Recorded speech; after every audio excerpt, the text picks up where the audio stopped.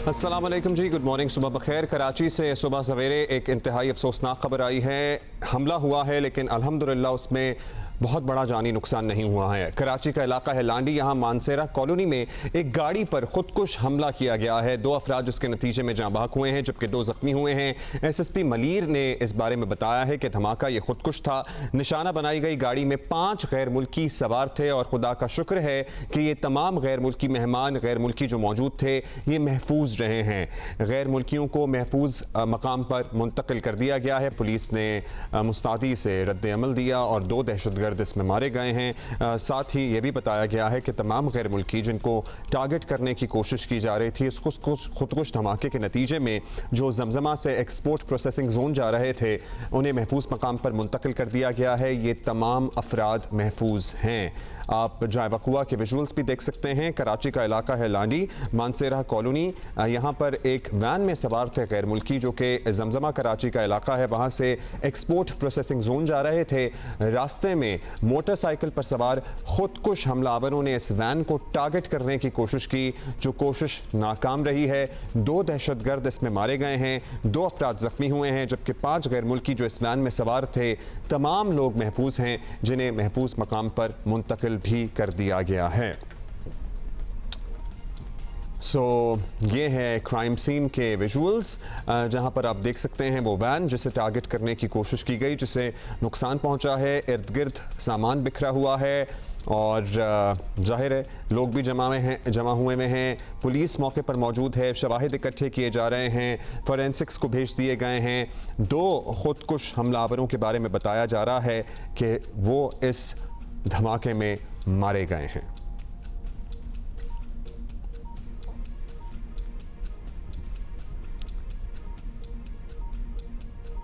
दो अफराद जख्मी हुए हैं, 2 दहशतगर्द मारे गए हैं। इसमें 5 गैर मुल्की बताया जा रहा है, जिनकी तादाद 5 थी। वो सवार थे जो जमजमा से एक्सपोर्ट प्रोसेसिंग जोन जा रही थी ये गाड़ी, और तमाम गैर मुल्की इसमें महफूज रहे हैं। ये सामान जाए वकुआ पर आपको इर्द गिर्द बिखरा हुआ नज़र आ रहा है।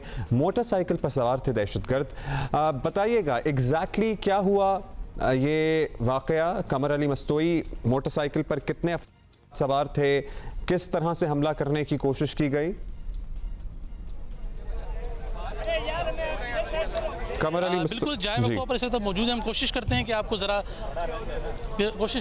ये आपको वाक़या थोड़े साल से समझाएं। ये वो वैन है जिसमें एक गैर मुल्की 3 गैर मुल्की इसमें थे। इसके पीछे एक और प्राइवेट कार थी, 2 उसमें थे।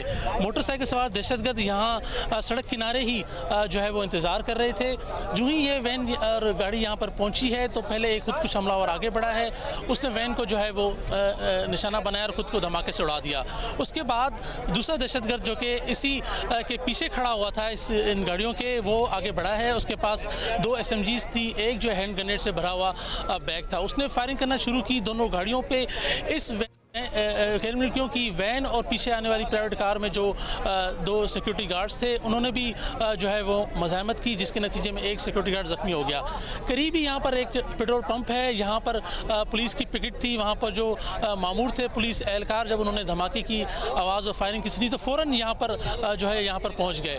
तो एक एहलकार जो है वो आगे बढ़ा और उसने फायरिंग का तबादला किया। जो दहशतगर्द बच गया था जो कि फायरिंग कर रहा था गैर मुल्कियों की वैन पे, उस फायरिंग के तबादले में जो है वो दहशतगर्द वो पुलिस एहलकार के हाथों मारा गया। तो इस हमले में जो गैर मुल्कियों के साथ सिक्योरिटी गार्ड थे और पुलिस एहलकार शराफी गोड थाने के जो यहाँ पर करीबी जो है तैनात थे, उन्होंने बहादुरी का मुजाहरा किया और बड़े नुकसान से जो है वो बच गए। 5 गैर मुल्की जो है वो महफूज हैं। इस हवाले से IG सिंध का कहना है कि ये जो करीबी एक्सपोर्ट प्रोसेसिंग जोन में गैर मुल्की कंपनी है, ये वहाँ जा रहे थे। जो उनके साथ सिक्योरिटी पर मामूर सिक्योरिटी गार्ड है, उनका कहना है कि सुबह 6 बजे हम डिफेंस में जमजमा के इलाके से जो है वो रवाना होते और जब यहाँ पर हम पहुँचे तो ज़ोरदार धमाका हुआ। उसके बाद उनका कहना है कि पीछे से एक स्याह कपड़ों में मलबूस जो दहशतगर्द है वो अंधाधुंध जो है वो फायरिंग कर रहा था, लेकिन पुलिस भी मौके पर पहुँच गई, जिसके नतीजे में ये हमला नाकाम हुआ है। दोनों दहशतगर्द जो है मारे गए हैं। SSP मलीर ने कन्फर्म किया है कि मारे गए जो दोनों अफराद जिनकी लाशें यहाँ से मिली हैं दोनों दहशतगर्द हैं। एक जो है खुदकुश धमाके से उसने खुद को उड़ाया पड़ा है, दूसरा जो है वो फायरिंग के तबादले में मारा गया है। 3 अफराद इसमें जो है इस दहशतगर्द हमले में ज़ख्मी हुए हैं। एक सिक्योरिटी गार्ड है जो कि गैर मुल्कियों के साथ था, 2 जो हैं वो यहाँ राहगीर हैं। तीनों को जो है जिना अस्पताल मुंतकिल कर दिया गया है, जहाँ पर उन्हें जो है वो तबी इमदाद दी जा रही है। जाए वक़्वा को सील कर दिया गया है। Police, rangers, crime scene unit और दीगर इदारे मौके पर पहुँच गए हैं। शवाहिद इकट्ठे किए जा रहे हैं। अतराफ जो है CCTV फुटेज भी हासिल करने की कोशिश की जा रही है। अलल सुबह ये वाक़या पेश आया है जब अच्छा खबर ये गाड़ी कुछ बताया जा सका, दहशतगर्द जो 2 मारे गए हैं उनकी शनाख्त हुई, कुछ उनके बारे में मालूम हो सका, मकामी हैं, गैर मकामी हैं, गैर मुल्की हैं, क्या इंफॉर्मेशन शेयर की गई है अब तक पुलिस वालों की तरफ से? किसी ने जिम्मेदारी कबूल की है इस हमले की? ये तमाम सवालात जो हमने यहाँ पर DIG ईस्ट असफर मैसर भी आए हैं, SSP मलीर तारिक मस्तोई भी यहाँ पर मौजूद हैं, हम उनसे ये किए हैं, लेकिन उनका कहना है कि ये जो है कबल अज़ वक्त है, अभी वो क्राइम सीन पर मौजूद हैं, क्राइम सीन को महफूज करने की कोशिश कर रहे हैं ताकि शवाहिद जो है यहाँ से जो है वो ज़ाया ना हो। उसके बाद जो है वो दहशतगर्दों की शनाख्त का अमल जो है वो शुरू किया जाएगा। इनिशियली जो है वो अभी तक दहशतगर्दों की शनाख्त जो 3 अफराद जख्मी हुए हैं जिसमें एक सिक्योरिटी गार्ड है, 2 राहगीर हैं, उनकी हालत कैसी है? Are they stable?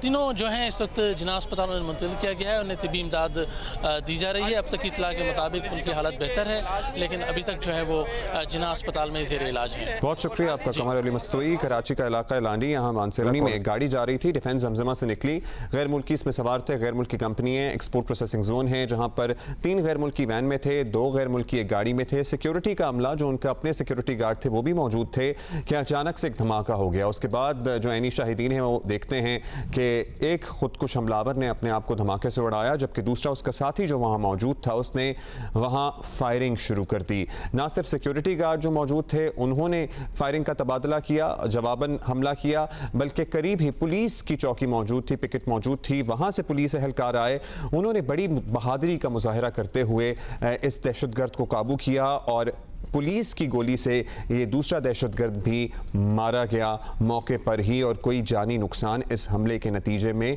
नहीं हुआ, वरना सर्टनली बड़ा नुकसान हो सकता था। तमाम लोग गैर मुल्की थे जिनको टारगेट करने की कोशिश की जा रही थी। As soon as we get updates regarding this कि हमलावर कौन थे, क्या इसमें दीगर मामलात हैं, किसी ने जिम्मेदारी कबूल की है नहीं की है, हम आपसे शेयर करेंगे। लेकिन अभी हम आपको बताएंगे कि अगर आप कल मैच का इंतज़ार करते रह गए तो आप अकेले नहीं थे, हम सभी इंतज़ार करते रह गए। हालांकि सुबह ये खदशा जाहिर किया जा रहा था, लेकिन उम्मीद थी कि कहीं बारिश नहीं होगी और मैच हो जाएगा, लेकिन प्रोग्राम आगे नहीं बढ़ सका। पाकिस्तान और न्यूजीलैंड के दरमियान सीरीज़ का पहला T20 बारिश की वजह से बेनतीजा रहा है। रावलपिंडी में मैच के आगाज से कबल ही मैदान को बारिश ने आ लिया, जिसकी वजह से टॉस ताखीर का शिकार हुआ। वक्फे से होने वाली बारिश के सबब फी इनिंग 5 ओवर्स तक महदूद मैच में सोचें कितनी, पहले ही 5 ओवर्स कर दिया, सिर्फ 2 गेंदों का खेल ही हो सका, जिसमें न्यूजीलैंड को 1 विकेट का नुकसान भी उठाना पड़ गया। और इस मैच के लिए पाकिस्तानी टीम में 3 डेब्यूटेंट्स हैं, इरफान नियाजी, उस्मान खान और अबरार अहमद को शामिल किया गया था। सो बहुत इंतज़ार था कि किनको शामिल किया जाता है, किनको मैदान में उतारा जाता है। दोनों टीमों के दरमियान दूसरा T20 अब होगा हफ्ते को, और ये तमाम एक्शन आप अगर देखना चाहते हैं तो आपने कहाँ जाना है? जियो सुपर पर जाना है। और शाहीन शाह अफरीदी हमारे सुपरस्टार दोबारा से विकेटें उड़ाते हुए नजर आए, ये देखें जरा। लवली, मतलब 2-2 गेंदों का खेल ही हो सका और दूसरी गेंद पर शाहीन ने विकेट ले ली। स्टेडियम में मौजूद तमाशाई, उनका अप्रोर, उनका जश्न, उनकी दाद आप सब महसूस कर सकते हैं। मतलब this was Shaheen Shah Afridi that we were all looking for, that we were all missing. So Shaheen superstar हैं, हमें इस बारे में कोई शक नहीं है, लेकिन बहुत अरसे से वर्ल्ड कप से ही गालिबन और उसके बाद PSL में भी ऑफ कलर नजर आ रहे थे, फिटनेस के कुछ इश्यूज भी थे। कल शाहीन मैदान में उतरे, 2 गेंदों के खेल में 1 विकेट रही शाहीन शाह अफरीदी के नाम।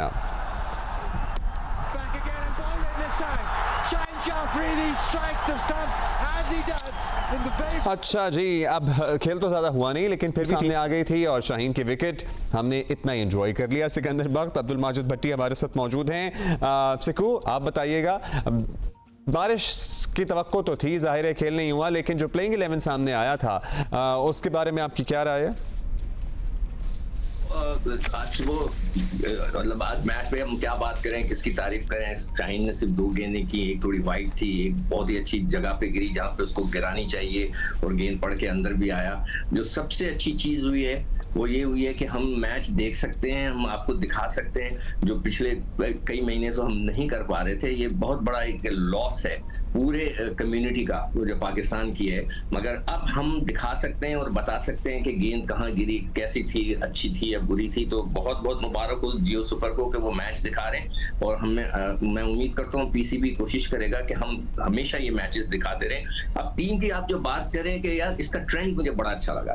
जो पहले मैच से मैं बार बार आपसे ये कह रहा था कि मैं इंतजार कर रहा हूँ कि टीम अनाउंस करेंगे तो मुझे पता चलेगा कि वो क्या सोच रहे हैं, उनकी लाइन ऑफ अटैक क्या है। तो बहुत ही जबरदस्त, जो मैं बार बार हमेशा कहता था कि नौजवानों को चांस दें। देखें इसमें 2 तो असल डेब्यूटांट हैं जो कि उस्मान और इरफान। वो तो टेस्ट क्रिकेट खेल चुका है, अबरार वो तो एक हाँ अबराज जो है वो खेल चुका है, वो सेटल्ड है, he knows the pressure international cricket का। उस्मान और इरफान का जो डेब्यू था बहुत जबरदस्त। मुझे बड़ी खुशी हुई है कि नौजवानों को, नए प्लेयरों को उन्होंने खिलाया और बैलेंस करके खिलाया। देखिए बैलेंस किस तरह किया कि टॉप के प्लेयर्स जो हैं वो सीजन्ड हैं, रिजवान भी है, बाबर भी है, साइम भी है, नीचे भी इफ्तिखार है, दूसरे लड़के मौजूद हैं और बीच के जो लड़के थे उन्होंने जो है नए डाले। वेरी गुड आइडिया, जबरदस्त। मुझे बड़ी खुशी हुई है देखकर कि इन्होंने टीम की सिलेक्शन बहुत अच्छी की है और आई होप कि इसको कंटिन्यू करते हुए ले जाएं। और मगर वही है कि जी बारिश ने जो है सारा मजा खराब करा दिया और मैं तो बड़ा बैठ के शौक से देखना चाह रहा था कि हमारे नए बच्चे, और मेरी दुआएं दिल से कि वो परफॉर्म करें ताकि वो भी अपनी जगह बना सकें। Certainly we all looking forward. लेकिन चलें, 2 गेंदों में 1 विकेट तो हमें नजर आ गई शाहीन शाह अफरीदी की और भट्टी साहब। इरफान और उस्मान, डिड यू एक्सपेक्ट कि इन्हें कल ही चांस मिल जाएगा? देखें उस्मान के बारे में तो पीसीबी चेयरमैन बता ही चुके थे, कह चुके थे जी हाँ, कि वो चूंकि यूई से अपनी क्रिकेट छोड़ के आए, 5 साल की उन पर पाबंदी लग गई, पीएसएल में 2 सेंचुरियां बनाई हुई थी, उन्होंने तो खेलना था। लेकिन इरफानुल्लाह नियाजी का यकीन नहीं था कि पहले मैच में इतना बोल्ड डिसीजन जो टीम मैनेजमेंट है वो लेगी, लेकिन बहुत जबरदस्त डिसीजन लिया। फिर फखर जमान को टीम मैनेजमेंट ने रेस्ट कराया। इमाद वसीम जो पीएसएल में इस्लामाबाद यूनाइटेड को टाइटल जितवा चुके थे, तो इमाद वसीम को भी टीम मैनेजमेंट ने मौका नहीं दिया। तो मेरा ख्याल में काफी बोल्ड डिसीजन रहा, ये किसी को तवक्को नहीं थी। 1 या 2 तो कम से कम डेब्यूटेंट का इम्कान था, लेकिन 3 खिलाएंगे ये किसी को इम्कान नहीं था। लेकिन अब्दुल्ला, ये जो 2 गेंदों का खेल हो गया, टॉस हो गया, अब वो जो मैच का टिकट रिफंड होने का जो चांस था ना तमाशाई, अब वो रिफंड हासिल नहीं कर सकेंगे क्योंकि मैच चूंकि टॉस के बाद और 2 गेंदों के बाद अब वो रिफंड का जो चांस था तमाशाइयों का वो खत्म हो गया। लेकिन मेरे ख्याल में अगर पूरा मैच हो जाता तो हमें एक अच्छी क्रिकेट देखने को मिलती। अब जाहिर है ये मामला हमारे कंट्रोल में तो है नहीं। अब होपफुली आगे का मैच हो जाए, क्योंकि अभी तो बारिश का स्पेल चल रहा है। हम मौसम की सूरत हाल भी एग्जैक्टली लेंगे, लेकिन लेट्स सी क्या होता है हफ्ते को जो दूसरा मैच है। जी हाँ बिल्कुल, अभी तक तो हफ्ते को भी थोड़ी बहुत फोरकास्ट है कि बारिश होगी, लेकिन उम्मीद है कि हफ्ते का मैच मुकम्मल होगा, इतवार का मैच मुकम्मल होगा। फिर जो 2 मैचेस लाहौर में होने, वहां भी देखें लोगों में खासा जोश खरोश पाया जाता है, लेकिन जाहिर है मौसम किसी के कंट्रोल में नहीं है और ये अप्रैल में इस तरह की बारिशें होती नहीं है जिस तरह की बारिशें हो रही है। लेकिन तमाशाइयों को आप देखें, कल बारिश होती रही लेकिन लोगों ने अपनी निशिस्तें नहीं छोड़ी, वो इंतजार करते रहे कि मैच शुरू होगा। तो उम्मीद है कि सैटरडे को जो मैच है वो पूरा मैच हो और फिर लोग क्रिकेट को एंजॉय कर सकें। वीकेंड है, आप भी चूंकि वीकेंड पे आपका भी प्रोग्राम नहीं होता तो आपको भी चांस होगा कि फिर देर तक सोते रहें सुबह को। अच्छा, हालांकि बारिश हो रही थी लेकिन फिर भी हम देख रहे हैं, विजुअल्स भी दिखा रहे हैं, लोग आए चले जा रहे थे। उनको भी ये नज़र आ रहा था कि शायद मैच ना हो, लेकिन एंथुजियाज्म लोगों का आप चेक करें कि कोई भी इंटरनेशनल टीम यहाँ आती है तो people just go to the stadiums. और एक ही विकेट ली।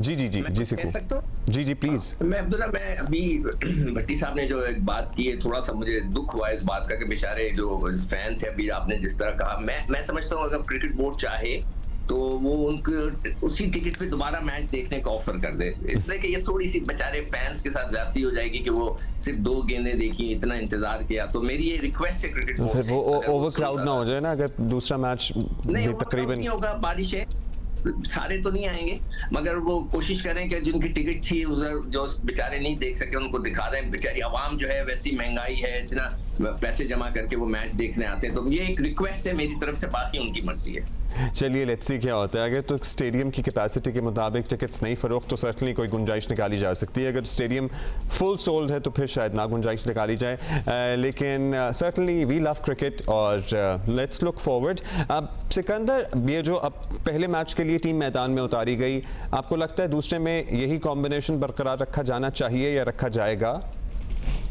ये देखो, इसमें हम जो कर सकते हैं ना कि देखिए, शाहीन को हमने देखना है। शाहीन की थोड़ी सी बॉलिंग का जो इशू चल रहा था कल, जैसे मैंने कहा कि एक गेंद अच्छी की, एक गेंद थोड़ी सी बाहर थी। अब अगर शाहीन को एक आधा मैच देखकर उनके 4 ओवर्स का स्पेल अगर एक दफा हो जाए, हमें पता चल जाए कि वो अपनी जगह पे सही गेंद कर रहे हैं, तो इज अ सेटल प्लेयर। वो कहीं नहीं जाते, उनके बगैर टीम बनेगी नहीं, ठीक है ना। बाबर के बगैर टीम बनेगी ही नहीं, रिजवान के बगैर टीम बन ही नहीं सकती, ठीक है। बाकी जो है ऊपर नीचे हो सकते हैं। तो इन ये 3-4 लड़के जो है थोड़ा सा अगर वो चाहें तो रेस्ट ले सकते हैं, ये जो कि मेन प्लेयर्स हैं। इसलिए कि देखिए ना, जैसे मैंने कहा 11 की जब टीम लिखी जाएगी तो सबसे पहले इनके नाम लिखे जाते हैं, बाकी तो फिल इन करते हैं ना। तो अगर ये थोड़ा रेस्ट कर लें और इन बच्चों को ज्यादा मौका मिल जाए तो नथिंग लाइक इट। तो जैसे मैंने कहा, भट्टी साहब ने भी कहा कि बहुत बड़ा फैसला किया, बड़ा जबरदस्त फैसला किया। मैं भी नहीं एक्सपेक्ट कर रहा था, मैं तो सोचा था बेचारा इरफान को पता नहीं खिलाएंगे कब खिलाएंगे, मगर बहुत जबरदस्त फैसला किया इन्होंने नौजवानों को खिलाकर। मैं तो हमेशा सपोर्ट करता हूँ नए बच्चों को। तो मेरे ख्याल से जो सीजन्ड और एस्टेब्लिश प्लेयर हैं, जैसे कि शादाब भी है, बहुत स्टैब्लिश है और वो हम सब उसको जानते हैं। तो उसामा को देख लें कि जो उन्होंने अच्छी बॉलिंग कराई थी पीएसएल में, क्या वो कंटिन्यूटी में वो रहते हैं कि नहीं रहते। जमान खान को जरूर ट्राई करें, वो एक हमारा, मैं समझता हूं कि जो T20 के आखिरी ओवर्स का बड़ा जबरदस्त बॉलर है, उसको हमें बनाना है। उसको जितना हम बनाएंगे वो हमारे पाकिस्तान के लिए फायदा है। और इफ्तिखार को जैसे मैं बार बार कहता हूँ कि उसको ऊपर भेजें ताकि वो रन्स करे, बैटिंग करे, उसकी अच्छी उसका कॉन्फिडेंस बिल्डअप हो। वो वर्ल्ड कप के लिए हमारे लिए बड़ा यूटिलिटी प्लेयर होगा। तो अब देखते हैं, साइम को खिलाते रहें। साइम अभी नया है तो उसको रेगुलर खिला दें।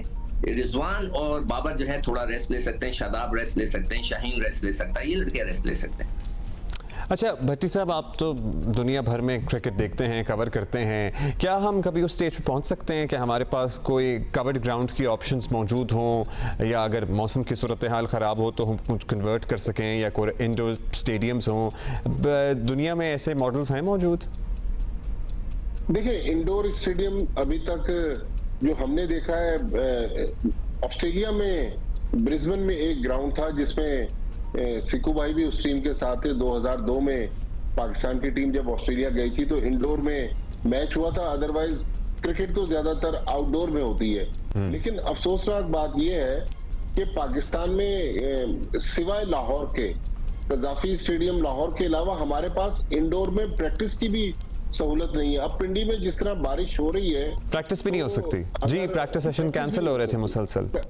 जी हाँ, तो इंडोर जी सिकुबर, नहीं मैं कुछ कह सकता हूँ? जी प्लीज कहिए। सॉरी मैं इंटरप्ट कर रहा हूँ। देखिए, मैं एक मोहसिन नकवी साहब से एक रिक्वेस्ट करूंगा। मैंने उनका एक स्टेटमेंट पढ़ा था जिसमें उन्होंने कहा था कि हम ऑस्ट्रेलिया से सॉइल मंगवाएंगे, पर्थ से, और उसके पाकिस्तानी पिचेस। मैं उनसे रिक्वेस्ट करूंगा कि प्लीज ये ना करें।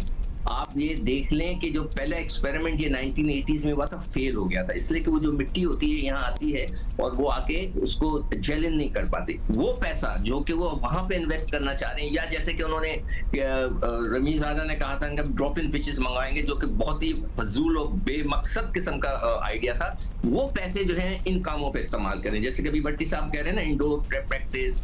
भट्टी साहब, ऐसे मतलब कमाल बात है कि सिवाय लाहौर के कहीं भी इंडोर प्रैक्टिस की सहूलत ही मैसर नहीं है। ये पैसा उन चीजों जी बिल्कुल लगना चाहिए। आई एम श्योर कुछ बेहतरी आएगी। जो है वो जाकर क्रिकेट बोर्ड से इंफॉर्मेशन निकालें कि जो पहले जी भट्टी साहब, मिट्टी मंगाने का तब फेल हो चुका है। अब अब्दुल्ला, जो सिकंदर बख्श साहब बात कर रहे हैं ना कि रमीज राजा के दौर में वो मट्टी मंगवाई गई थी ऑस्ट्रेलिया से, पर्थ से मट्टी मंगवाई गई थी। पोर्ट कासिम में वो मट्टी काफी अरसे तक पोर्ट पर पड़ी रही। फिर नेशनल स्टेडियम कराची और गद्दाफी स्टेडियम लाहौर में उस मट्टी को ले जाया गया। फिर पता नहीं क्या हुआ, उससे पिचेस बनी नहीं। लेकिन इंडोर की फैसिलिटीज देखें, श्रीलंका में चूंकि बारिशें बहुत ज्यादा होती है तो वहां तो तकरीबन हर ग्राउंड पर इंडोर की फैसिलिटी है।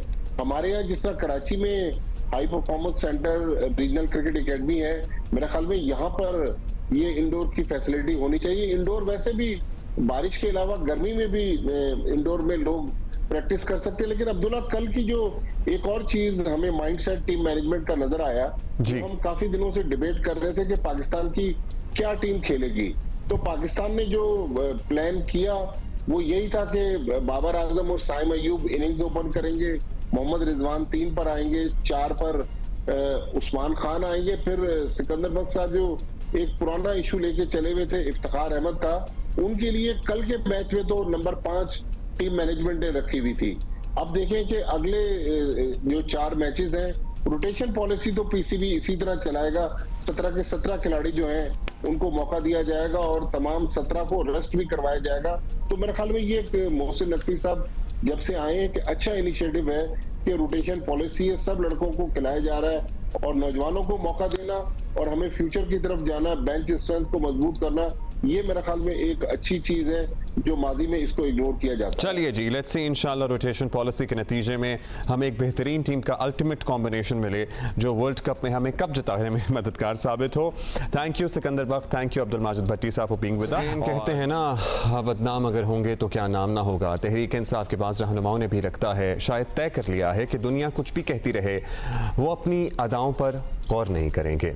खबर देने पर सहाफ़ियों को हरासा करना, सोशल मीडिया पर ट्रोलिंग या हुकूमती अपोजिशन का पोजीशंस का नाजायज़ इस्तेमाल करना, अपोजिशन पे इल्ज़ामात लगाना, सहाफ़ियों पे इल्ज़ामात लगाना, अपना हर काम वो दुरुस्त समझते हैं और ये झूठे इल्ज़ामात की बात हो रही है। वज़ीर आला खैबर पख्तूनख्वा की मुशीर बराए सोशल वेलफेयर मिशाल यूसुफजई भी कुछ इसी किस्म की रविश पर चल रही हैं। जियो न्यूज़ की रिपोर्टर नादिया सबोही ने खबर दी कि उनके लिए महकमे ने नई गाड़ी की खरीदारी की मंजूरी के लिए वज़ीर आला को समरी भेजी है। मिशाल यूसुफजई के लिए 1 करोड़ 70 लाख रुपए से जायद की गाड़ी खरीदी जाएगी। मिशाल यूसुफजई ने खबर पर मौक़िफ़ देते हुए कहा कि ये समरी ज़रूर भिजवाई गई थी लेकिन उन्होंने वापस कर दी। यहाँ तक तो ठीक था, लेकिन उसके बाद मिशाल यूसुफजई ने जो किया वो इंतहाई अफसोसनाक और काबिल मज़म्मत था। उन्होंने उल्टा नादिया सबूही पर इल्ज़ाम लगाया कि सहाफ़ी खातून ने उनसे पैसे मांगे और ना देने पर खबर नशर कर दी। अपने दिफा में मिशाल यूसुफजई ने खातून रिपोर्टर के साथ चैट जो थी उनकी, उसके स्क्रीनशॉट्स शेयर किए और इसमें पैसे मांगने का कोई जिक्र तक मौजूद नहीं था। उसी पर इक्तफा नहीं किया, मिशाल साहिबा ने सहाफ़ी खातून का फ़ोन नंबर भी पब्लिक कर दिया, जिसे सहाफ़ती बिरादरी ने इंतहाई गैर अखलाकी हरकत करार दिया है। बेबुनियाद इल्ज़ाम तराशी पर सहाफ़ी बिरादरी ने खातून सहाफ़ी के खिलाफ बयान वापस लेने और मुआफ़ी का मुतालबा भी किया है। यही नहीं है, मिशाल यूसुफजई के प्रोग्राम्स की कवरेज और उनके पेशावर प्रेस क्लब में दाखिले पर भी पाबंदी आयद कर दी गई है। मिशाल यूसुफजई पिछले दिनों ख़वातीन को इमदाद देने के दौरान फ़ोटोशूट कराने पर भी तनकीद की ज़द में रही थीं, जिस पर पार्टी क़यादत ने तमाम रहनुमाओं को इमदाद देने के दौरान तस्वीर जारी करने से मना कर दिया था। अब क्या कीजिए कि तहरीक इंसाफ वाले मुखालिफत में ये नहीं देखते कि उनके सामने खातून है या मर्द। कौमी असम्बली में आसिफा भुट्टो के हलफ लेने पर जो कुछ हुआ उस पर वज़ीर दिफा ख्वाजा आसिफ इंतहाई बरहम दिखाई दिए। सो ये सब कुछ हुआ। मिशाल यूसुफजई सिर्फ वज़ीर आला खैबर पख्तूनख्वा अली अमीन गंडापुर की मुशीर ही नहीं बल्कि साबिक़ खातून अव्वल बुशरा बीबी की तर्जुमान भी हैं। मिशाल यूसुफजई को सोचना चाहिए कि दलील के बजाय इल्ज़ाम तराशी से अपना दिफा नहीं किया जा सकता। नादिया सबोही जिन पे इल्ज़ामात लगाए गए, बेबुनियाद झूठे इल्ज़ामात लगाए गए, वो हमारे साथ मौजूद हैं। नादिया, सबसे पहले तो हम जानना चाहेंगे ओरिजिनेट कहाँ से हुआ? आपका इनसे रब्ता रहता है? ज़ाहिर है आप सहाफ़ी हैं, वो एक हुकूमती शख्सियत हैं, रब्ता रहता है खबर लेने के लिए, तस्दीक या तरदीद कराने के लिए। ये जो आपने खबर जिसका स्क्रीनशॉट अब दुनिया ने देखा, सोशल मीडिया पे इन्होंने पोस्ट कर दिया था, गाड़ी के बारे में आप इनसे सवाल कर रही हैं, क्या गुफ्तगू शुरू हुई? आपने इन्हें फ़ोन किया या बस व्हाट्सएप चैट पे ही बात हो रही थी? अच्छा, सबसे पहले तो मैं आपको ये क्लियर कर दूं कि पीटीआई की हुकूमत तीसरी मरतबा आई है खैबर पख्तूनख्वा में, लेकिन हम सहाफ़ियों का मसला ये रहा है कि पीटीआई की जानिब से जब भी किसी स्टोरी पे काम किया जाए या सहाफ़ियों के साथ उनका कम्युनिकेशन गैप हमेशा रहा है और अभी भी है। ये खातून मुशीर जो हैं मिशाल यूसुफजई, जब मुझे डॉक्यूमेंट्स मिल गए तो मैंने कोशिश की कि क्योंकि एक सहाफ़ी जो अपनी स्टोरी करता है तो इम्पार्शल सहाफ़ी है, वो चाहता है कि मेरी स्टोरी की दोनों साइड्स को कवर किया जाए ताकि वो जब पेश करे तो उसकी स्टोरी स्टोरी साउंड हो। ये डॉक्यूमेंट्स मुझे मिल गए, लेकिन मैंने इसको थोड़ा सा रोके रखा। उसकी वजह ये थी कि ईद की छुट्टियां भी थी, और दूसरा ये कि एक और जो चीज़ है कि सोशल मीडिया पे अक्सर फेक इस तरह की डॉक्यूमेंट्स होते हैं, शेयर भी किए जाते हैं, और पीटीआई को इसमें बहुत ज़्यादा इनको कमांड हासिल है। तो उस पर थोड़ी सी मुझे परेशानी भी थी। मेरा कंसर्न था कि आया जो मैं डॉक्यूमेंट पेश करने जा रही हूँ, स्टोरी अपनी करने जा रही हूँ, तो कहीं ऐसा तो नहीं है कि कोई फेक चीज़ मुझसे चली जाए और फिर मेरी खबर बाउंस हो जाए। तो ऑब्वियसली मैंने इसको काफ़ी दिन तक रखा अपने पास, और उस पर जब कंफर्मेशन मुझे हो गई, फिर मैंने डिपार्टमेंट जाके जब इस समरी को देखा, जिसमें मौसूफा ने फॉर्च्यूनर मांगी थी अपने लिए, और जो सेक्रेटरी सोशल वेलफेयर है उनके लिए स्पॉटेज मांगी थी। तो मजबूरी तौर पे 2.5 करोड़ की गाड़ियां थी। और अगर हम बात करें खैबर पख्तूनख्वा की जो इस वक्त सूरत हाल है, खैबर पख्तूनख्वा की इससे पहले जो वजीर ख़जाना थे तैमूर सलीम झगड़ा, उनका ये था कि पैसे नहीं है सैलरीज देने के लिए और खसारे में जा रहे हैं। उनको हमेशा ये था कि वफाक की तरफ से बकायाजात की अदायगी नहीं हो रही, तो अभी भी इनका ये कंसर्न है। तो इस सूरत में अगर इतनी जो ये गाड़ी की बात करें, जो अपने खराजात की बात कर रही हैं, तो यकीनन एक सहाफ़ी ज़रूर उस, और ख़ास तौर पे डॉक्यूमेंट मेरे पास मौजूद है, बेबुनियाद कोई ऐसी चीज़ नहीं है, तो मुझे इसको रिपोर्ट करना था। उसके बाद जब मैंने अपनी स्टोरी पे काम कर लिया, तो मुझे इनका मौक़िफ़ चाहिए था कि मैं बाउंड थी उनसे मौक़िफ़ लेने के लिए। मैंने इनको कॉल की, कॉल इन्होंने पिक नहीं की, लेकिन मुझे व्हाट्सएप पे ये मिल गई। और व्हाट्सएप पे जब मैंने इनसे मौक़िफ़ जानने की कोशिश की, तो पहले तो इन्होंने मुझे सहाफ़त सिखाने की कोशिश की। उन्होंने कहा आप कैसी जर्नलिस्ट हैं, आप कौन से इदारे से हैं, सहाफ़त में इस तरह नहीं होता, झूठी खबरें नहीं देते। बहरहाल वो मुझे सबक पढ़ा रही थी, हालांकि उनका जो ताल्लुक है वो वकालत के शोबे से है। उनको जर्नलिज्म क्या, सॉरी टू से कि वकालत में भी उनका जो लाइसेंस है वो मुअत्तल हुआ है। तो उनको मैंने बहुत पोलाइटली ये कहा कि बीबी मैंने आपसे जो मौक़िफ़ जानने की कोशिश की है, तो इसलिए कि मेरी स्टोरी है, आपके मतलब है, आपकी तरफ से समरी है, तो मुझे आपका मौक़िफ़ चाहिए ताकि मेरी स्टोरी साउंड हो जाए। तो इस पर उन्होंने मुझे जो आखिरी जुमले लिखे थे उस पर ये कहा था कि आप कर लें जो कर सकती हैं, मैं देख लूँगी। बहुत अजीब सी इनकी वो थी। लेकिन बहरहाल जब मैंने स्टोरी अपनी 2 दिन पहले जब ये स्टोरी मैंने ब्रेक की, तो उसके बाद जो सबसे अहम ये है कि 2 घंटे तक ये अडियाला जेल में थी। बानी पीटीआई से इनकी मुलाकात थी, चूँकि बुशरा बीबी की भी तर्जुमान हैं, और ये आजकल बड़ा वावेला किए हुए हैं कि उनको जहर दिया जा रहा है और मैं उनके साथ हूँ वटेवर। और जबकि पार्टी की तरफ से दूसरी जानब से बहुत सारे लोग इसकी तरदीद करते हैं कि ऐसी कोई चीज़ नहीं है, ये अपनी तरफ से लगी होती है। टिकटॉकर हैं, सबसे पहले तो टिकटॉक बनाती हैं, उसमें साबित करती हैं कि जी ये बुशरा बीबी और ख़ान साहब जो हैं बानी पीटीआई, वो इनको बहुत करीब, इनके साथ बहुत ज़्यादा करीब हैं। और फिर इन्होंने मुझे ये भी लिख के भेजा था कि खैबर पख्तूनख्वा की काबीना में मैं वाहिद नॉमिनेटेड हूँ जिनको बानी पीटीआई ने नॉमिनेट किया था। इनको ये भी जोम है। तो मेरा इनकी वैसे ये कुर्बत बानी पीटीआई और उनकी अहलिया से ये ज़रा रीसेंट है या बहुत अरसे से है? देखिए मेरी 26 साल की सहाफ़त में मैंने इनको कहीं नहीं देखा। कुछ अरसे पहले मैं समझती हूँ कि कुछ 1 साल हो गया होगा या 6, 7, 8 महीने जिसमें मुझे नज़र आई। और जब ये पीटीआई के 9 मई के वाक़यात हुए तो इसमें एक खासी हद तक मुतहरिक नज़र आई, लेकिन टिकटॉक की हद तक। फिर इनका ये भी दावा था कि जो 9 मई के वाक़यात में इन्होंने लीगल एड दी है फ्री, और आई डोंट नो ये का, लेकिन मैं अपनी 26 साल की सहाफ़त में ज़रूर कहूँगी कि मैंने इनको कहीं नहीं देखा था। फिर ये बात करती हैं कि जी मुझे खान साहब जो बानी पीटीआई हैं और बुशरा बीबी की तरफ से मुझे बानी पीटीआई ने मुझे नॉमिनेट किया है, और बुशरा बीबी मुझे इतना रिलायबल जानती हैं कि मैं उनकी तर्जुमान हूँ। जबकि पार्टी के दूसरी तरफ से इसकी तरदीद होती है। कल शानदाना गुलजार साहिबा का भी एक बयान था अडियाला जेल के बाहर कि जो बानी पीटीआई हैं वो इस तरह की चीज़ों को नहीं मानते, और बहुत सारे ऐसे लोग जो कहते थे कि हम उनके करीब हैं या उनकी वजह से आए हैं, तो उन्होंने उनको हटाया है।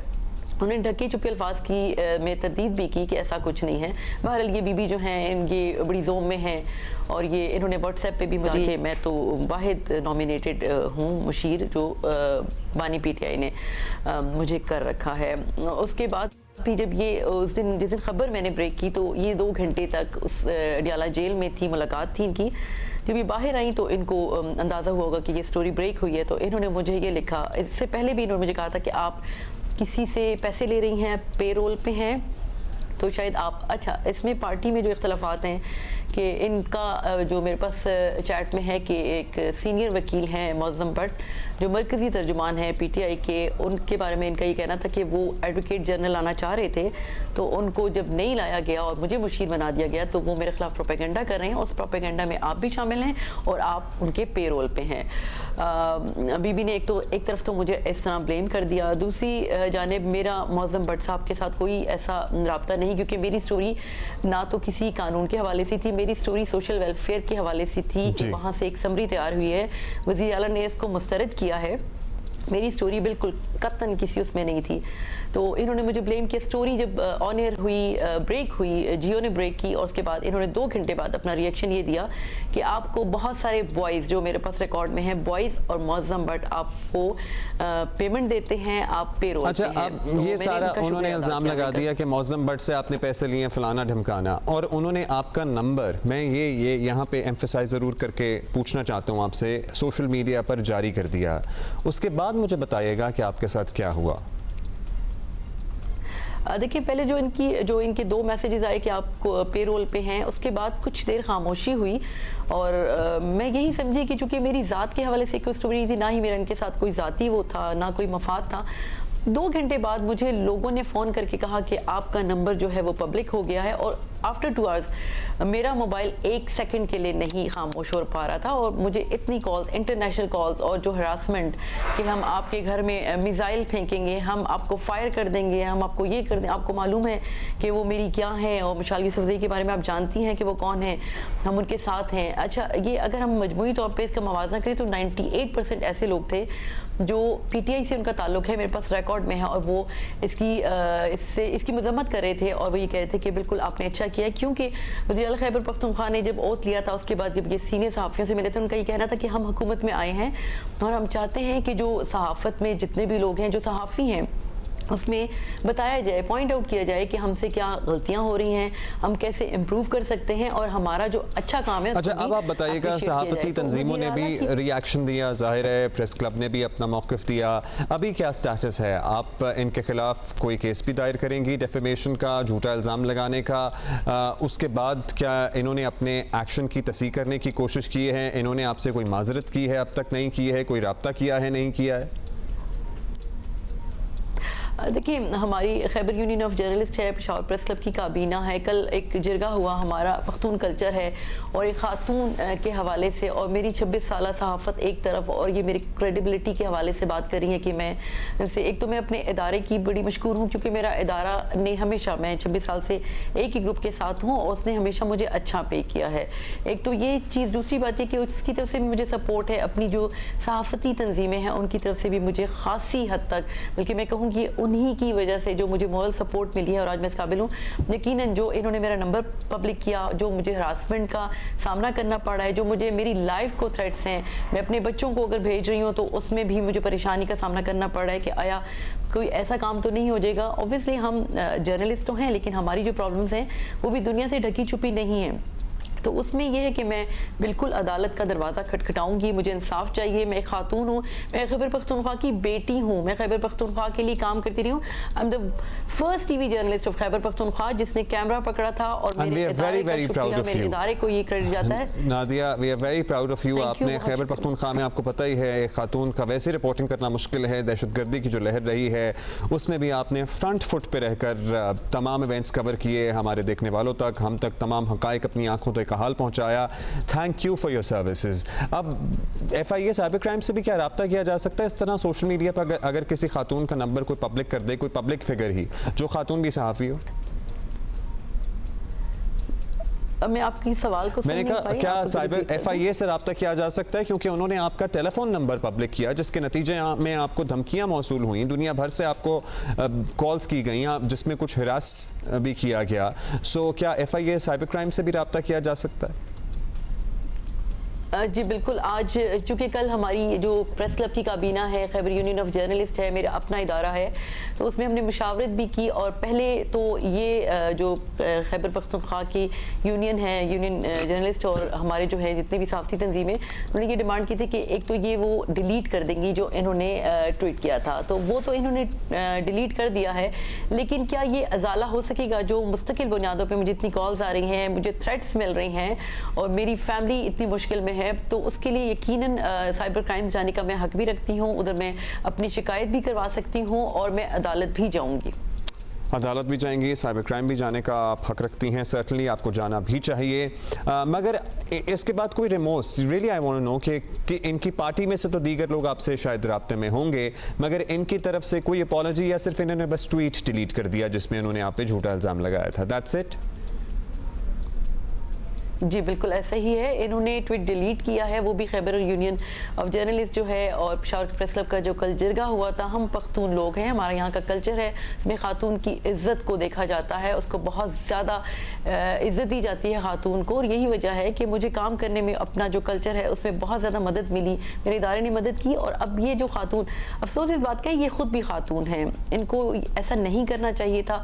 मुझे इनकी ही अपनी पार्टी से कहा गया कि आप भी इनका नंबर पब्लिक करें और आप भी के साथ, लेकिन मैंने एक भी जवाब नहीं दिया क्योंकि मुझे ये लगता है कि मेरी 26 साल की जो सहाफ़त है उसमें मुझे बहुत सारी जगहों से बहुत अप्रिशिएट किया गया, मुझे यकजहती का इजहार किया गया कि हम आपके साथ हैं। तो ये मेरे ख्याल है मेरी सबसे बड़ी ताकत ये है, बजाय इसके मैं इनको एक दो जवाब नहीं, जाहिर है कि मैं भी कोई अगर नीच हरकत करेगा तो हम जिस पोजीशन पे बैठे लोग हैं हम उसका जवाब किसी एक और नीच हरकत से तो दे नहीं सकते। बहुत शुक्रिया आपका Nadia Sabuhi, and more power to you. इसी तरह डटी रहें, करती रहें, हक़ाइक़ अवाम तक पहुँचाती रहें। खैबर पख्तूनख्वा में आपको पता है कुछ सोसाइटल नॉर्म्स भी हैं, 2 दहाइयों से ज़्यादा इनकी Nadia Sabuhi has been associated with journalism, चाहे बम धमाके हों, खुदकुश धमाके हों, दहशतगर्दों के हमले हों, she has been on the forefront, on the front line दीगर हमारी टीम के कॉलीग्स की तरह। सो इस तरह से एंड में कोई भी मुँह उठा के अगर सोशल मीडिया पे इल्ज़ाम लगा दे जिसमें कुछ साबित भी ना हो रहा हो तो सर्टनली एक इंसान है, दुख तो होता है, लेकिन एट द सेम टाइम अब नादिया ने फैसला किया है कि वो इनके खिलाफ कानूनी चाराजोई करेंगी। और अगर मिशाल को लगता है कि उनसे मौक़िफ़ नहीं लिया गया या उनका मौक़िफ़ लिए बगैर कोई खबर शाया करने की कोशिश की गई है या उनका मौक़िफ़ रिपोर्ट नहीं हुआ तो वो भी अदालत से रुजू कर सकती हैं, वो तो खुद वकील हैं। सो या मौसम की सूरत हाल आपको बताएंगे। बलूचिस्तान में खासी तबाही आई है, बलूचिस्तान में कल भी तूफ़ानी बारिशें तबाही मचाती रहीं, सैलाबी रेले चमन शहर में दाखिल हो गए, एक गाड़ी रेले में बह गई, 5 अफराद जान से गए, मवासिलाती निज़ाम दरहम बरहम है, राब्ता सड़कें टूट गई हैं, मकानों की आप हालत देखें, मतलब ये कौन सी सदी लगती है जब आप ये विजुअल्स देखते हैं कि हम कहाँ जी रहे हैं। मकानों और फसलों को बड़े पैमाने पर नुकसान पहुँचा है। मकरान कोस्टल हाईवे पर कई पुल जो हैं वो टूट गए हैं, जो राब्ता सड़कें हैं वो मुतासर हुई हैं। हरनाई सिब्बी रेलवे सेक्शन पर ट्रेन सर्विस चौथे रोज़ भी मुअत्तल रही है। हाईवे 2 मकामात पर बंद होने से गवादर और मकरान का कराची से ज़मीनी राब्ता टूट गया है। बलूचिस्तान में आइंदा 2 रोज़ तक मज़ीद बारिश होने का इम्कान है। कराची में कल बारिश की पेशगोई थी मगर चंद इलाकों में हल्की बारिश हुई है। मौसमियात के माहिरीन का कहना है कि तूफ़ानी बारिशें बरसाने वाला सिस्टम बलूचिस्तान से अब पंजाब और खैबर पख्तूनख्वा में दाखिल हो गया है, लेकिन तबाही ही तबाही नज़र आ रही है बलूचिस्तान के बहुत से इलाकों में। कराची में ऑल्दो अब तक ज़्यादा बारिश नहीं हुई है। पंजाब के मुख्तलिफ अजला में 2 दिन तक बारिशों का सिलसिला और जारी रह सकता है। गवादर में अभी क्या हालत है ये सदाकत बलूच हमें बता रहे हैं। जी, हालिया बारिशों ने ग्वादर में बिल्कुल तबाही मचा दी। पहले और दूसरे स्पेल ने खुसूसन जो कि ज़िला ग्वादर के मुख्तलिफ इलाके हैं जिनमें ग्वादर सिटी है, पसनी, उरमाड़ा, सुरबंदर और समेत दही इलाके हैं जिनमें कोलांच है, बसूल एरिया है, तहसील सुरसर के मुख्तलिफ इलाके हैं जिनमें ज़ारान है, सिसदी है, तीरंदाज और मुख्तलिफ इलाके हैं। वहाँ पर बिल्कुल तबाही मचा दी। जो कि सैलाबी रेला है दही इलाकों में वो घरों में दाखिल हो गया था, जिनमें बसूल में कई जो कि गाँव उन गाँवों में पानी दाखिल हो गया था। इसी तरह जो कि पल्लीरी के इलाके में 2 मुख्तलिफ गाँव हैं उनमें पानी जमा हुआ था। और अभी तक जो कि पल्लीरी का एक गाँव है प्राय तो वहाँ तक अभी तक भी रास्ता नहीं है। दूसरे जानब ग्वादर सिटी की बात करें तो ग्वादर सिटी की भी सूरत हाल अभी तक अबतर है। ग्वादर के मुख्तलिफ इलाके जिनमें शम्बे सुमैल, TTC कॉलोनी, फ़कीर कॉलोनी और दूसरे जो कि नशेबी इलाके हैं वहाँ पे अभी तक पानी जमा है और पानी ना निकाला जा सका। इंतज़ामिया के जानिब से या इदारों की जानिब से पानी तो निकालने की कोशिश की जा रही है मगर बारिश का इतना पानी है कि ग्वादर सिटी से ख़त्म होने का नाम ही नहीं ले रहा। दूसरे जानब अगर बात की जाए पसनी की तो पसनी के 7 वार्ड हैं। 7 वार्डों की हालत ज़ार ये है कि हर जगह बिल्कुल तालाब बने हुए हैं, बल्कि मैं यहाँ तक कह सकता हूँ कि पसनी शहर जो है मुकम्मल समंदर बना हुआ है। नशेबी इलाकों से क्या अभी तक बहुत से इलाकों से पानी नहीं निकाला जा सका है। अभी बलूचिस्तान से बिल्कुल हम जाएंगे चित्राल और जहांगीर जिगर हमें ज्वाइन कर रहे हैं वहाँ से, और वहाँ मौसम कैसा है, बारिश कितनी हुई है, मज़ीद कितनी तवक्को की जा रही है, ये बताएंगे जहांगीर। चतराल में एक बार फिर वक्फे वक्फे से बारिशों और पहाड़ों पर बर्फबारी का सिलसिला जारी है। नदी नालों में तुग़यानी और लैंड स्लाइडिंग के सबब आमदोरफ्त का निज़ाम बर्बाद हो रहा है। अशुरेत, द्रोश, गरम चश्मा और अपर चतराल के लिए आमदोरफ्त आरिज़ी तौर पर बहाल हुई थी, जिनके दोबारा बंद होने के ख़तरात मुंडला रहे हैं। द्रोश व गरम चश्मा में 2 मसाजिद भी शहीद हुए हैं और गर्म पानी के चश्मों के ऊपर भी गरम चश्मा के मुकाम पर पहाड़ी तोड़े गिरने से उनको शदीद नुकसान पहुंचा है। कच्चे मकानात गिरने के वाक़यात की तादाद हज़ारों में है और ये सिलसिला गुज़श्ता 1.5 माह से चतराल के तूल अर्ज़ में जारी है। तोरखों में स्कूल का एक बच्चा खुद के मुकाम पर दीवार गिरने की जद में आकर जान बहक हुआ है। दर्जनों अफराद स्कूलों और अस्पतालों में पनाह लेने पर मजबूर हैं, जिनमें पछीली ब्रोज, चिवोडोक और दिगर दर्जनों मकामात शामिल है।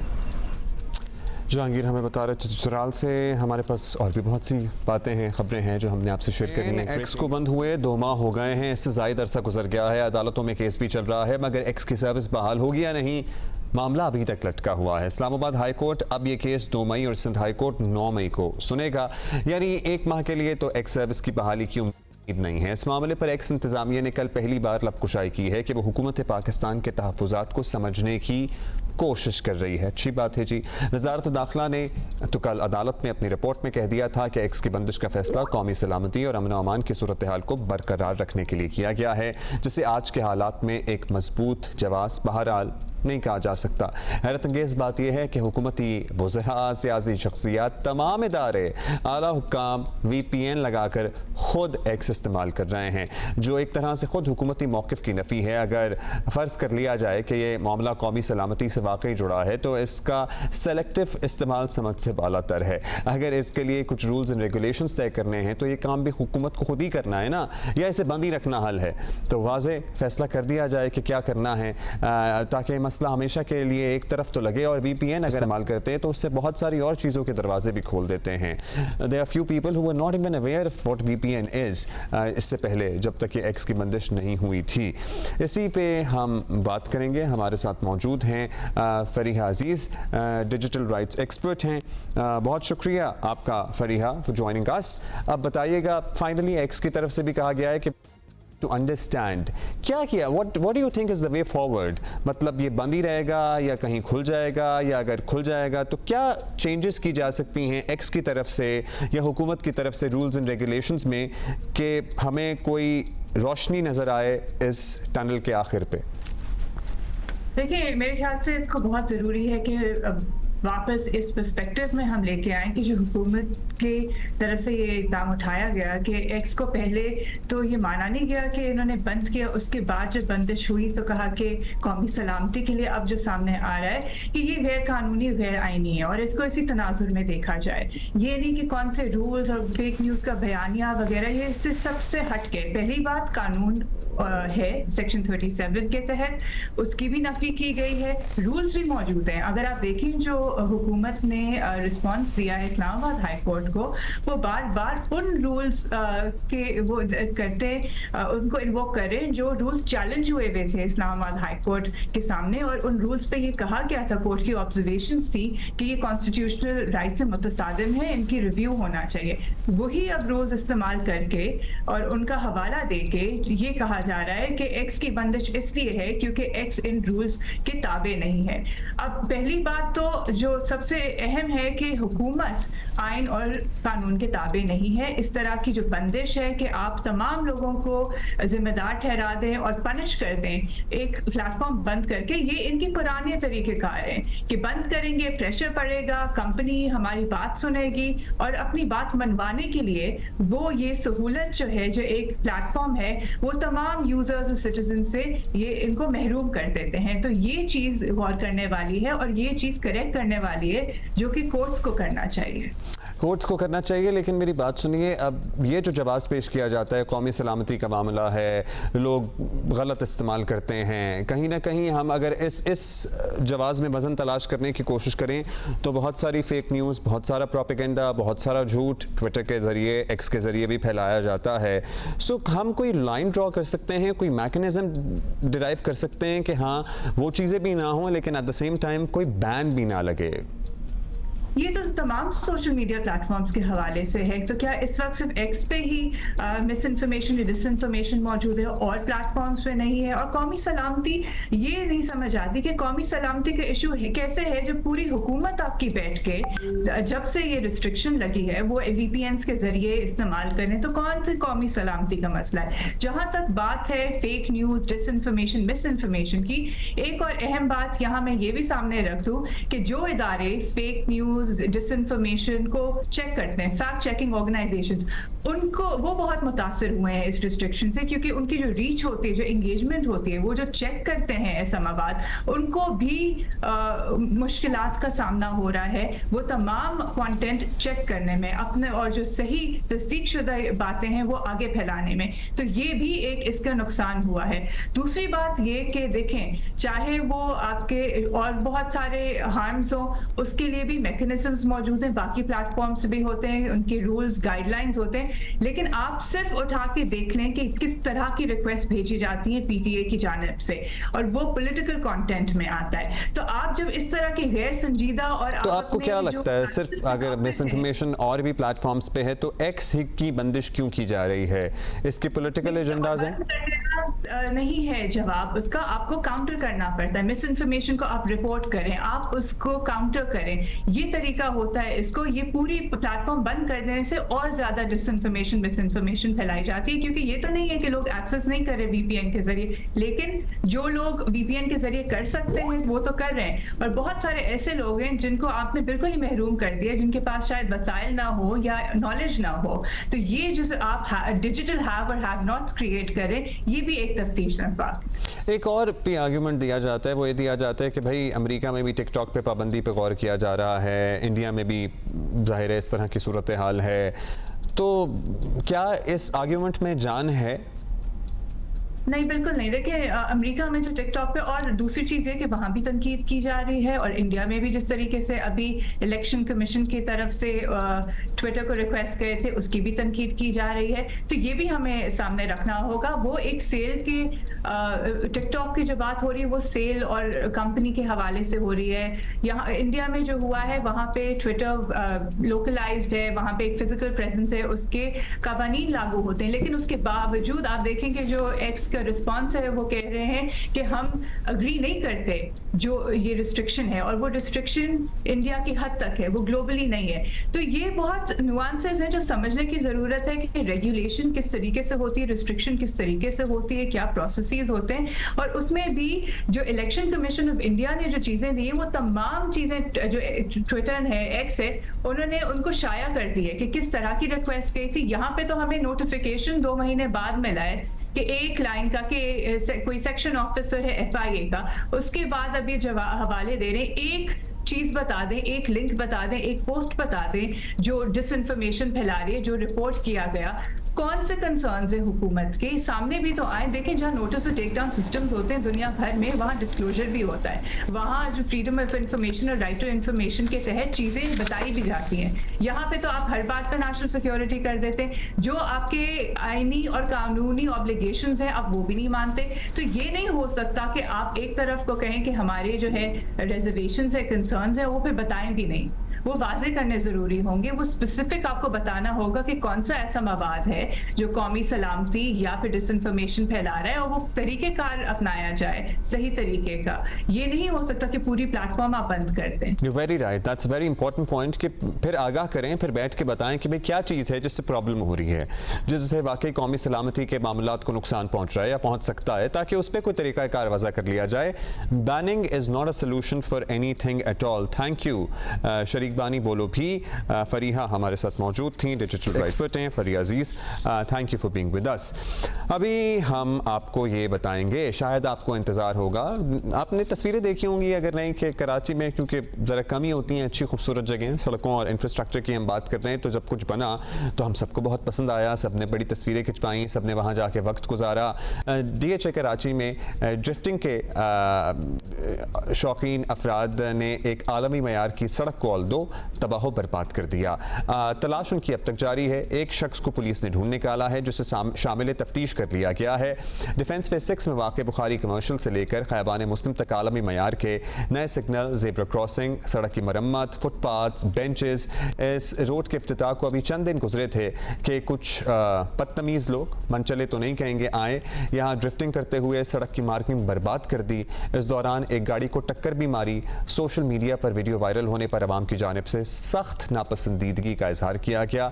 मुतालबा हो रहा था कि आवाम के टैक्स से बनी सड़क को तबाह करने वालों की फौरी गिरफ्तारी हो, और कंटोनमेंट बोर्ड क्लिफ्टन ने सरकारी इमलाक को नुकसान पहुंचाने पर मुकदमा भी दर्ज कर लिया। पुलिस के मुताबिक ड्रिफ्टिंग में डॉक्टर समेत 2 अफराद मुलव्वस पाए गए हैं। डॉक्टर को शामिल तफ्तीश करके दूसरे की तलाश जारी है। तर्जुमान क्लिफ्टन बोर्ड के मुताबिक सड़क को पहुंचने वाले नुकसानात इन अफराद से वसूल किए जाएंगे, मगर लगता नहीं है कि ये लोग प्रॉब्ली या इन जैसे और लोग अपनी हरकतों से बाज आएँ। वैसे भी जिस तरह के ये अफराद नज़र आ रहे हैं जिन्होंने 8-10 लाख रुपए के टायर बर्बाद कर दिए हैं, इनके लिए चंद लाख अदा करना कौन सा मुश्किल काम होगा।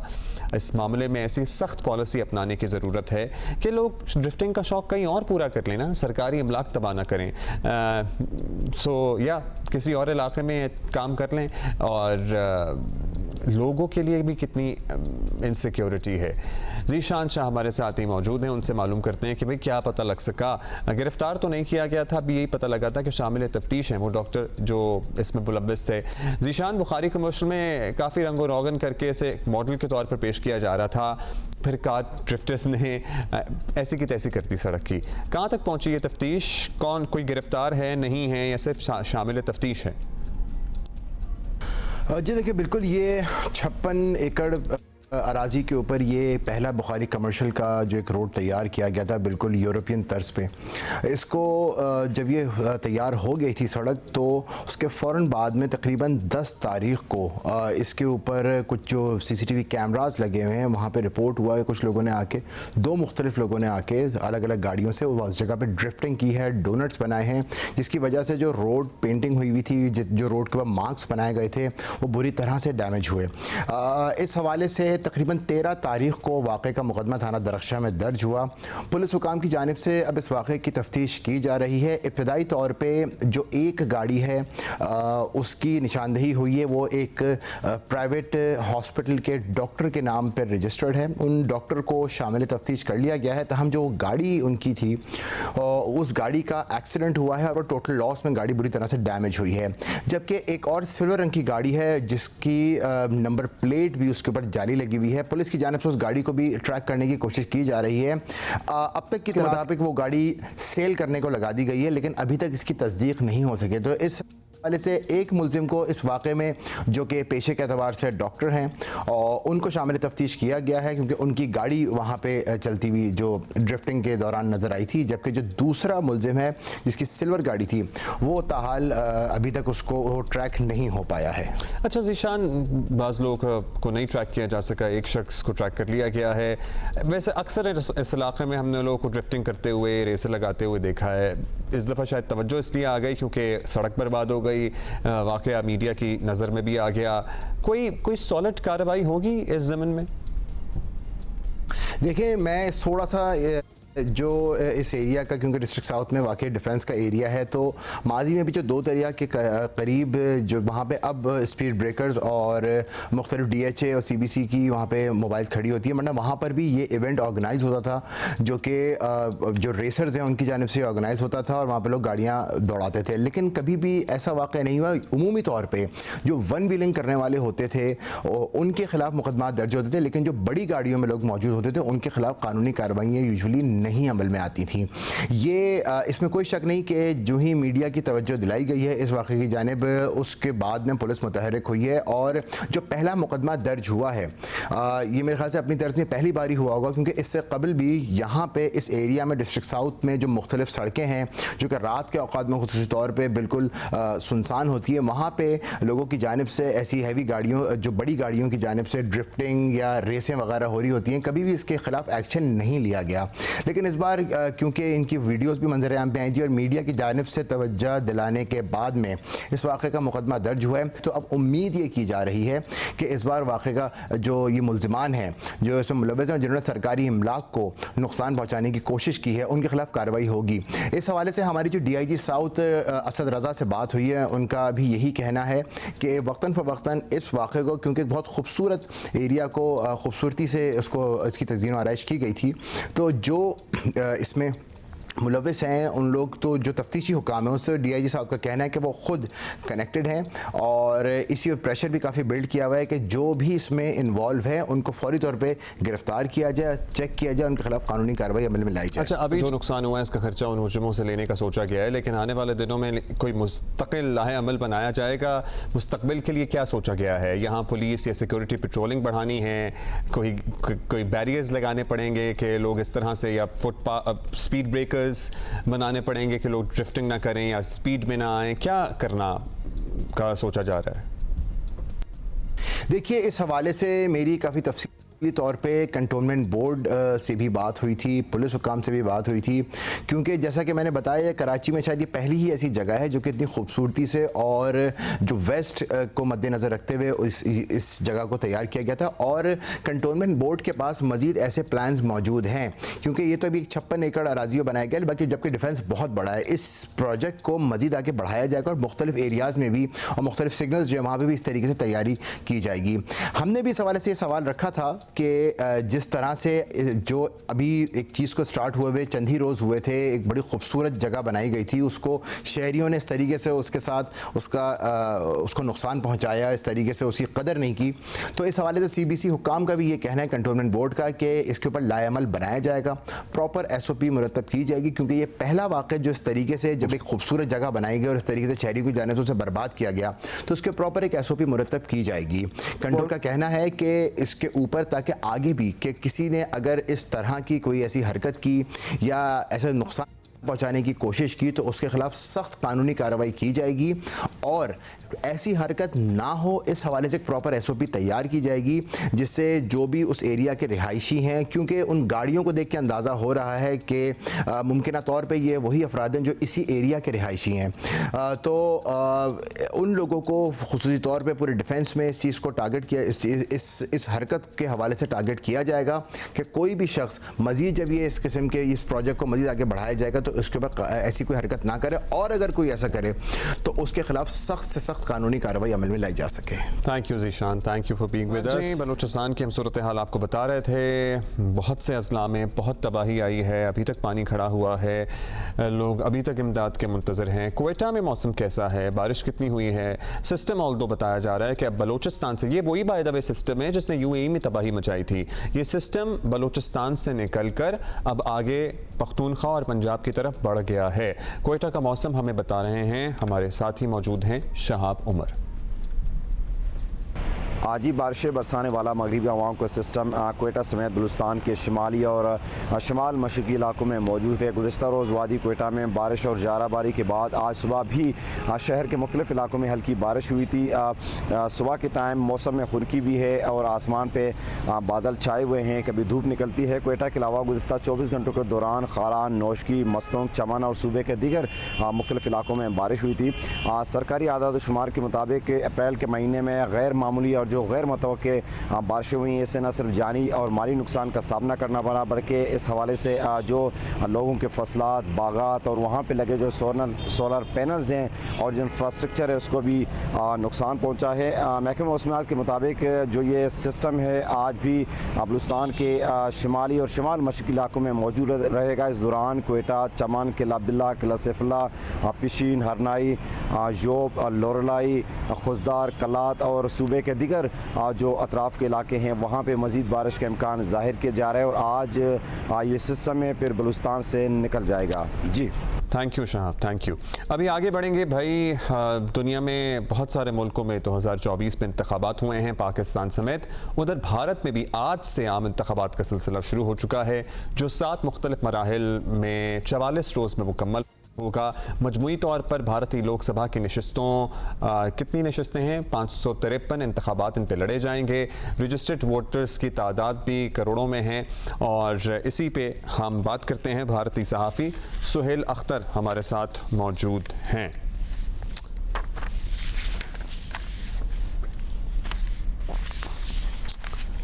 कुछ ही देर में हमें ज्वाइन करेंगे तो हम उनसे भी रब्ता करेंगे।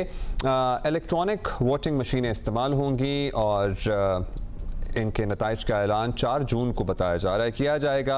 भारतीय इंतखाबात में 2 सियासी इत्तेहाद सामने आए हैं, जबकि सैकड़ों दीगर जमातें भी हिस्सा ले रही हैं। हुक्मरान जमात भारतीय जनता पार्टी की सरबराही बीजेपी में नेशनल डेमोक्रेटिक अलायंस कर रहा है और इसका मुकाबला हो रहा है एक और जमातों के इत्तेहाद से। सो या दैट्स द लेटेस्ट।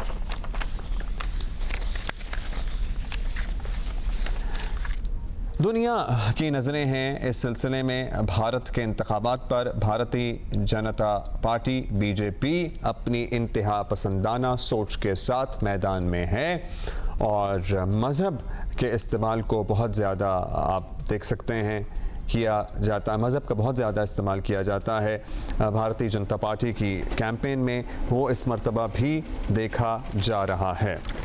बताना आपको ये है कि रजिस्टर्ड वोटर्स की तादाद है इसमें 96 करोड़ 90 लाख। भारतीय आम इंतखाबात में 55 लाख इलेक्ट्रॉनिक वोटिंग मशीनें इस्तेमाल होंगी।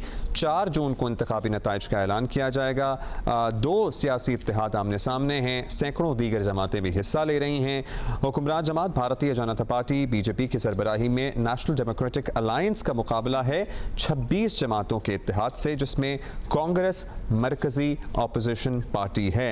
आज से शुरू होने वाले पहले मरहले में यूनियन और 21 रियासतों के 102 हलकों में वोटिंग होने जा रही है। दूसरा मरहला होगा 21 अप्रैल को। चंद दिन बाद वोटिंग भारतीय वक्त के मुताबिक सुबह 7 बजे शुरू होगी, शाम 6 बजे तक जारी रहेगी।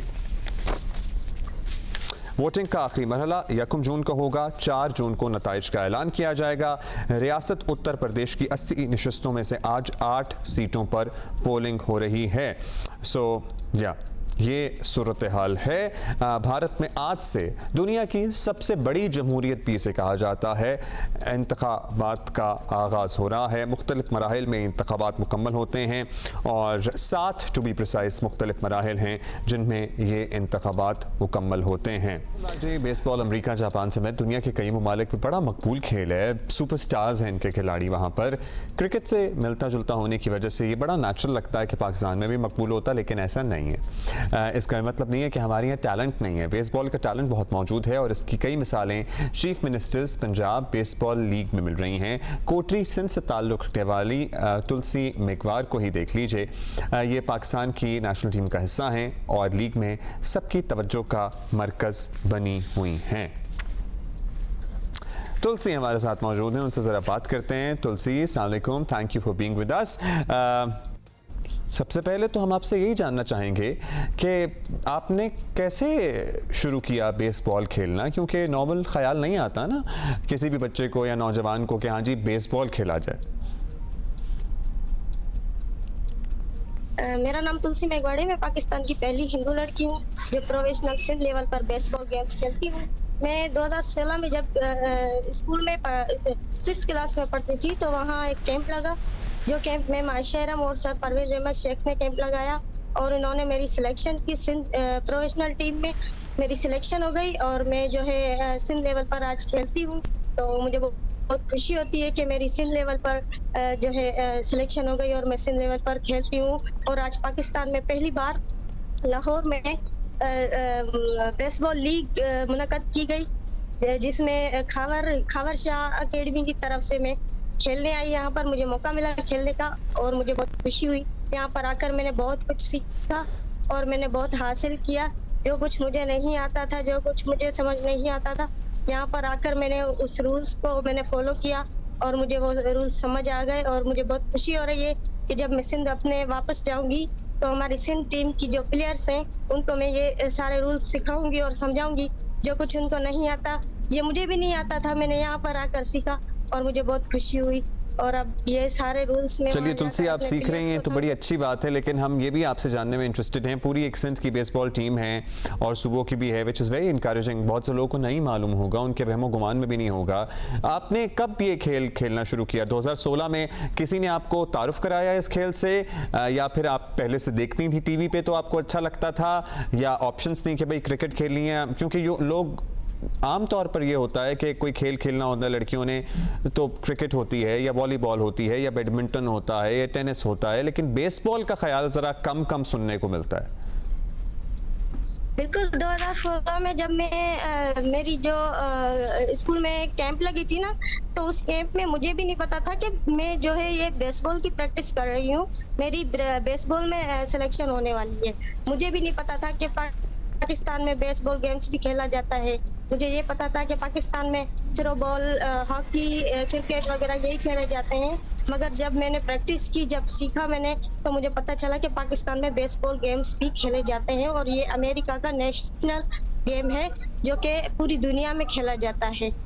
तो आप तो खेलती हैं, और भी लड़कियों का पूरी टीम तो है, लेकिन इंटरेस्ट है, लड़कियां आराम से मिल जाती हैं खेलने के लिए। कितना टैलेंट है हमारे यहाँ बेसबॉल का? बिल्कुल, लड़कियों में बहुत टैलेंट है और लाहौर में ये जो लीग हुई है इतनी बड़ी पाकिस्तान में पहली बार, तो मैं चाहती हूँ कि हमारे सिंध में भी ये लीग होनी चाहिए। सिंध में भी सिंध के जो बच्चियां हैं, लड़कियां हैं, उनमें भी बहुत टैलेंट है और वो भी लड़कियां आगे बढ़ सकती हैं, खेल सकती हैं, बिल्कुल खेल सकती हैं बेसबॉल। और हमारी जो बच्चियां हैं वो खेलती भी हैं, मगर मैं चाहती हूँ, मैं रिक्वेस्ट करती हूँ कि ये जो लीग है वो सिंध में भी होनी चाहिए। चलिए, सिंध में होपफुली हो ये लीग। अभी तो ये चीफ मिनिस्टर्स पंजाब में लीग चल रही है। आपके पास सहूलियात के बारे में बताना आप चाहें अगर, कि मुनासिब सहूलियात हैं, जो फैसिलिटीज़ रिक्वायर्ड होती हैं वो सब अवेलेबल हैं? जहाँ जिस एकेडमी का आपने जिक्र किया, कहाँ प्रैक्टिस करते हैं आप लोग? मैं सिंध में तो हम किसी लोकल ग्राउंड में प्रैक्टिस करते थे और जो है हम खेलते थे कंटिन्यू इस गेम को। मैं घर में भी प्रैक्टिस करती हूँ, घर में भी अपने प्रैक्टिस करके बहन भाइयों के साथ मैं अपना कंटिन्यू वो रखना चाहती हूँ कि मेरा जो है कि आप खेलती रहें। जी जी बिल्कुल। वंडरफुल जी, वंडरफुल। तुलसी, थैंक यू और good luck for the rest of the tournament. और आप इसी तरह खेलती रहें, आप सिंध का नाम रोशन करें, पाकिस्तान का नाम रोशन करें।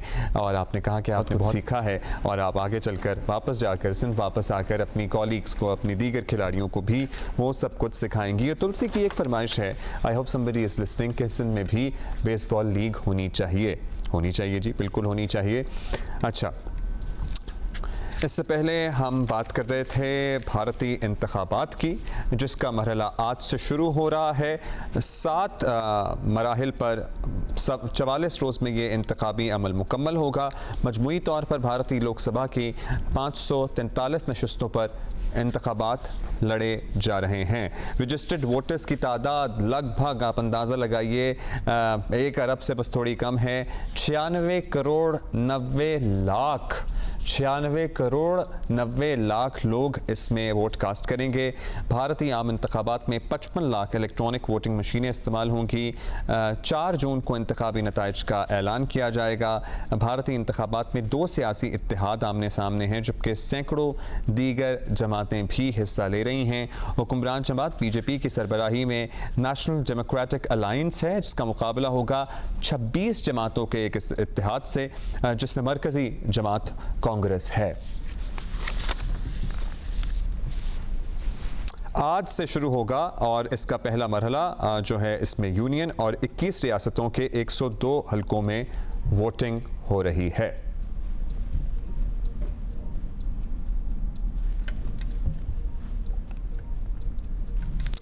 सो हम जैसे ही राब्ता होता है इस बारे में आपको अपडेट करेंगे कि क्या सूरत हाल है भारतीय इंतखाबात से लेकर।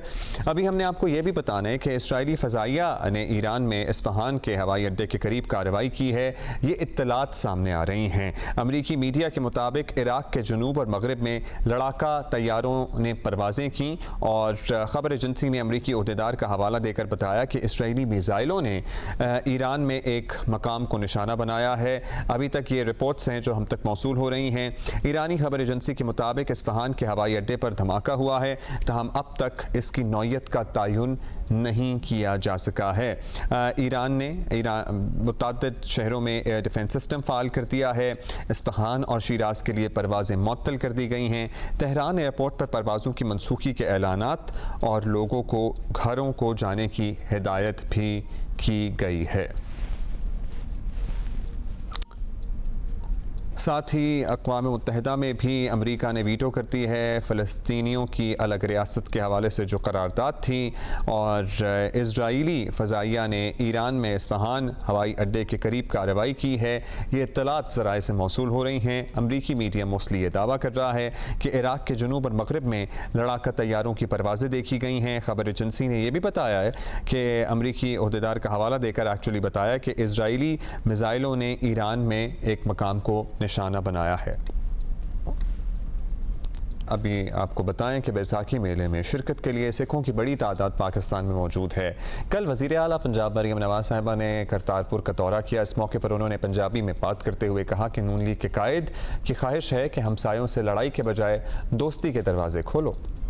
देखिए, इन्हां दे नाल मियाँ साहब नूं एक प्यार है तो उन्होंने क्या कि ਜਿਹੜੇ ਮੇਰੇ ਸਿੱਖ ਭਰਾ ਨੇ ਉਹ ਬਾਰਡਰ ਤੋਂ ਪਾਰ ਉਹ ਦੂਰਬੀਨ ਨਾਲ ਵੇਖਦੇ ਨੇ ਤੇ ਉਹਨਾਂ ਦੇ ਵਾਸਤੇ ਰਸਤੇ ਖੋਲੋ, ਬਾਰਡਰ ਖੋਲੋ ਤਾਂ ਕਿ ਉਹ ਆਣ। ਤੇ ਅੱਜ ਮੈਨੂੰ ਇੱਥੇ ਤੁਹਾਨੂੰ ਦੇਖ ਕੇ ਬਹੁਤ ਖੁਸ਼ੀ ਹੋ ਰਹੀ ਤੇ ਮੈਂ ਇਹਨਾਂ ਨੂੰ ਸਪੈਸ਼ਲ ਇਨਸਟਰਕਸ਼ਨਸ ਦਿੱਤੀਆਂ। ਮੈਂ ਇਹਨਾਂ ਨੂੰ ਕਿਹਾ ਕਿ ਕੋਈ ਤਕਲੀਫ ਨਹੀਂ ਹੋਣੀ ਚਾਹੀਦੀ। ਇਹ ਸਾਡੇ ਪੰਜਾਬ ਦੇ ਪਹਿਲੇ नहीं बल्कि पाकिस्तान दे पहले अरोड़ा साहब जिहड़े ने मेरे जिहड़े भरा ने पंजाब दे पहले पाकिस्तान दे पहले सिख मिनिस्टर ने। यह भी नवाज शरीफ साहब की हुकूमत है, उहदे विच पहला कोई सिख जिहड़ा साडा भरा है मिनिस्टर बनिया तो मैनूं पूरी दुनिया के सिखां दी मुबारकबाद आई। अपने मुकद्दस मकामात ते आंदे हो तो भी मैंने नवाज शरीफ याद आंदा है, क्यों कहंदा सी नहीं लड़ाई नहीं करनी, हमसायां नाल दरवाजे खोलो, दोस्ती दे दरवाजे खोलो, दिलां दे दरवाजे खोलो, मुल्कां दे दरवाजे खोलो।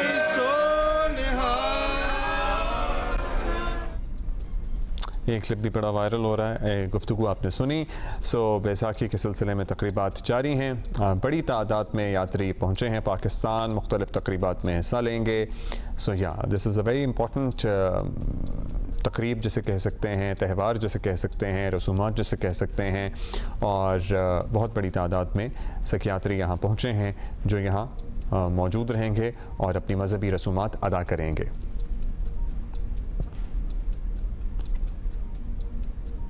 Still the actors who look up to him और इनसे सीखते हैं। अच्छा जी, वीकेंड है, मैच भी है, मौसम भी शहरों में बाज़ में बेहतर है, बारिशें हो रही हैं लेकिन बहुत सी जगहों पे नुकसान भी पहुंच रहा है, तो प्लीज़ एहतियात करें। गैर ज़रूरी तौर पर अगर आपके इलाके में तूफ़ानी बारिश है तो निकलने में एहतियात बरतें, गुरेज करें। और हफ्ते को मैच होगा, होपफुली हो जाएगा, बारिश की नज़र नहीं होगा। We are looking forward to that. Karachi में वेमेन क्रिकेट टीम का टूर्नामेंट जारी है। वेमेन वेस्ट इंडीज़ की टीम यहाँ मौजूद है और पहला मैच हम हार गए हैं, लेकिन कोई बात नहीं, इंशाल्लाह हम जीतेंगे। सीरीज़ है, सो या अभी तो सीरीज़ में और मैचेस भी बाकी हैं। सो आलमी मुशायरा साकिनान शहर कायद का वो भी होने जा रहा है कल कराची में एक्सपो सेंटर। बहुत सारी एक्टिविटीज़ हैं, आप अपने शहरों में जो आपको मुनासिब लगे कर सकते हैं, अदरवाइज़ घर में सिर्फ आराम कर सकते हैं। और हम आपसे इजाज़त लेंगे, मंडे को वापस आएंगे, हुमा हमारे साथ होंगी। यहाँ एक कीड़ा सा है वो तंग कर रहा है, इसलिए इजाज़त लेनी है।